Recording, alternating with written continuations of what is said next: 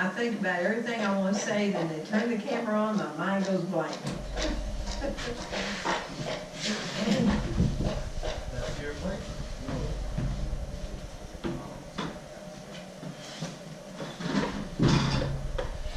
Okay. So, tell me what's going on, and how long have y'all been active in, I guess, the camp, and what's the history of what's going on here? Well, I'm Daryl Rhyne, and this is my wife, Neta, and this is on our ranch, the Good Medicine Ranch in Toyahvale, Texas, and with the help of Chochi and George, and Juan, Oscar, and Roberto, and a few other folks, we basically started a camp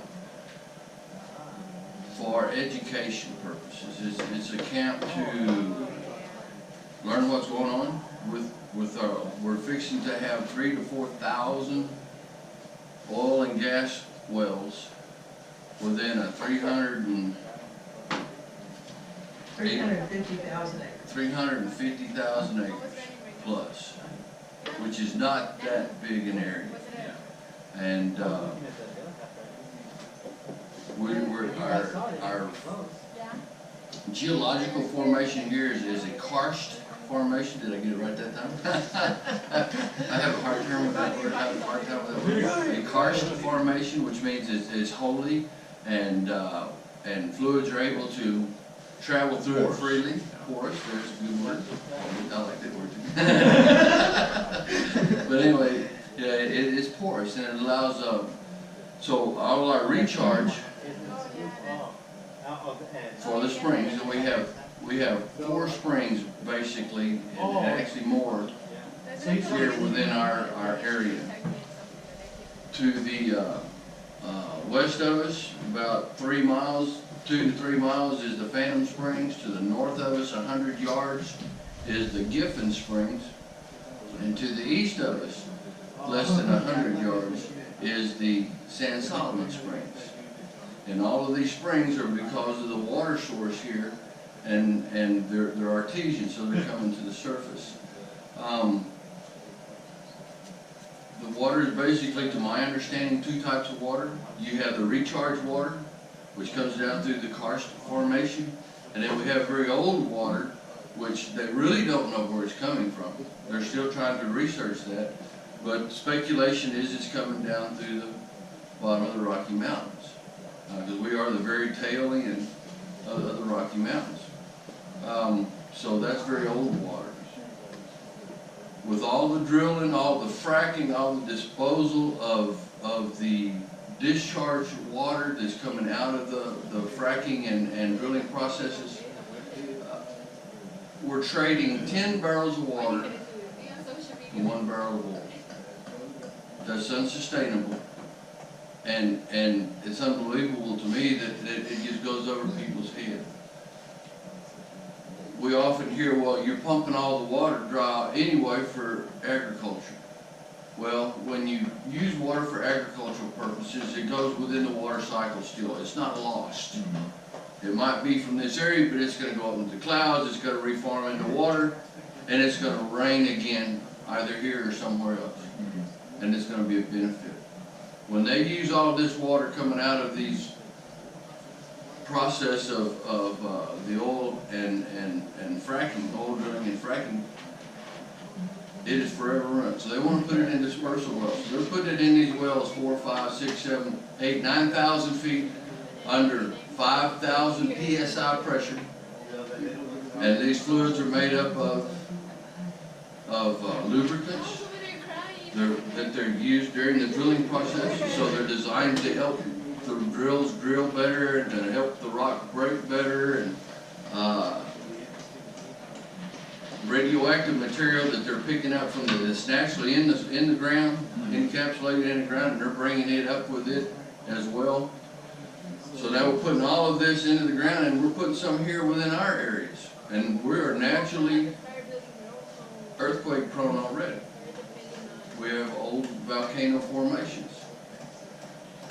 So it doesn't make any sense to me while we're doing this to our environment and knowing that the potential for disaster is there and going full bore, not for use domestically. Oh no, we want to process this, we want to put it in pipeline that we put through people's land that was stolen from them through eminent domain, which is a crime in itself.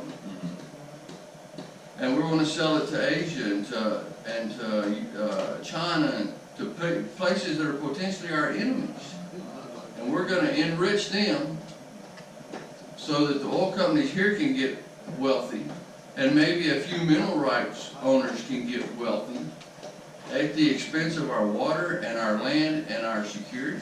It doesn't make any sense to me.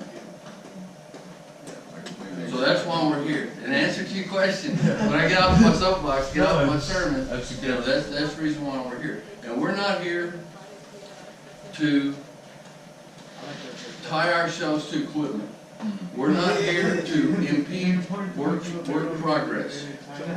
If it's lawful, we're not here to be unlawful in the hindering of it. But we are here to try to bring awareness. We're here to try to gather information and disseminate that information both to our neighbors as well as to the world. So that's basically the purpose of what we're trying to do. You know, this camp is unprecedented. There's never been a camp. There's never been an organized group of people that have set up ahead of it. I like to say Apache's knocking on our doors still. They haven't crossed our doorstep, but when we first started this about a year and a half ago, probably longer than that now, there was a rig at the lake, and it was huge. It had a huge flare, had a flare pit. The constant drilling, it created havoc. The birds disappeared, the ducks disappeared, the animals, even the rattlesnakes in this area. That rig was, what, 2 miles from us? It was a really strange thing. It was all the critters and everything. So we became active in trying to bring awareness, to learn ourselves, actually. And we didn't bring this fight, it came to us. So we're learning as we go. And we're ignorant. And yeah, we were.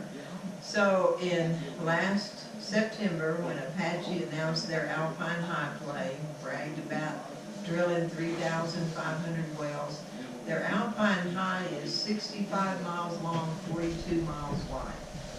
And that covers an area of over 350,000 acres. So that's really, when you think about 4,000 wells, that's really kind of a compacted area.